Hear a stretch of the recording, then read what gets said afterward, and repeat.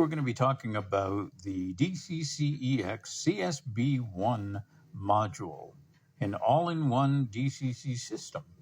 I've been running my switching layout on their second iteration, which was the DCC-EX system. It was a stack system. It had an Arduino Mega board and a motor driver board and a Wi-Fi board on it. And they were all stacked one on top of each other. This latest version is a single board with literally everything built into the one board. This board now is also capable of 5 amp output. It has short circuit protection in, and it has the ability to keep checking for that short circuit on the rails if it detects that the fact that there is a short circuit there. They do supply these 3 connectors. And this time when I ordered this one, it came with a puller to remove these guys from the board, and it comes with a small screwdriver as well. The connectors we're going to be using today will be the barrel connector to supply power to the board and to our track. And these 2 connectors here, this connector here next to the barrel connector is our programming track power. The one next to that is our mainline power. And our third main connector is this one, but I'm not 100% sure what it's used for because I've never bothered with it, but I will research that and get back to everybody on that. There is an OLED display on here as well, and that provides information to us on the status of the system. So what I'm going to do is I am going to hook up a piece of test track, and we're going to hook it up to the programming output jack here. So I'm going to use one of these connectors and attach 2 wires to it and plug it in. But I'm going to have to do that off camera because I don't have a third hand here. So bear with me. I'll be right back. All right. And we are back. As you can see, I have a piece of Kato test track. By the way, I do run in N scale, so that's why I'm using Kato track. But this process works exactly the same for HO as it does for N scale.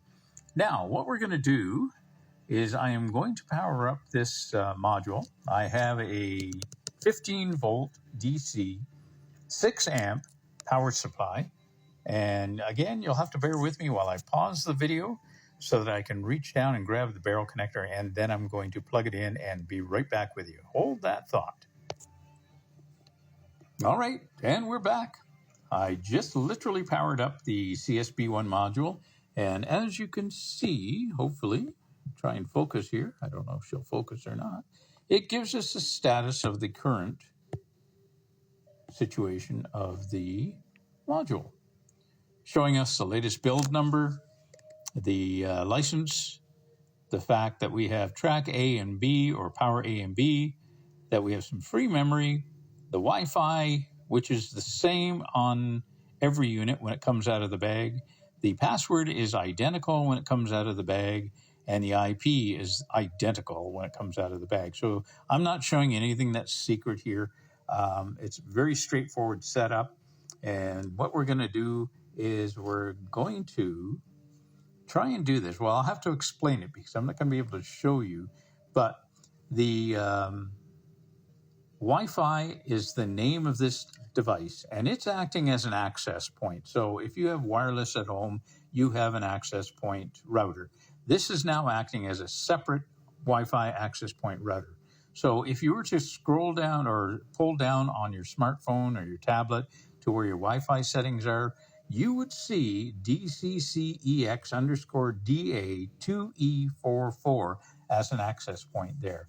And what you would do is you would click on that, and then it's going to ask you for a password, just like any Wi-Fi device does.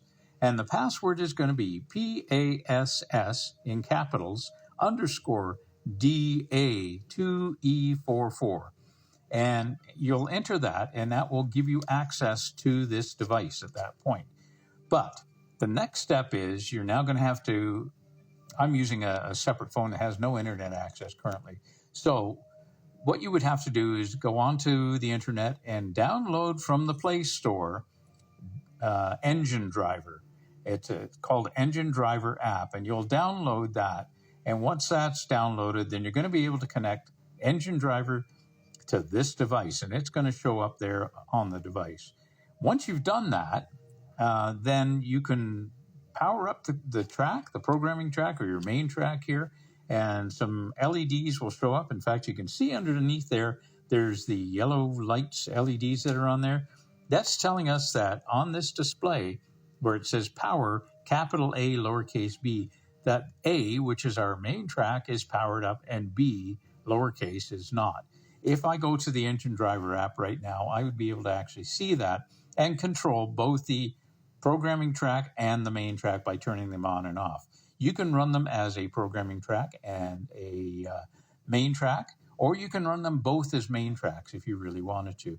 The nice thing about the way this module is set up right now, it's acting as an access point. So if we have a number of people here that are running locomotives on my system that this is hooked up to, all they need to do is hook up to the Wi-Fi via that Wi-Fi name and use that Wi-Fi password, and they can connect.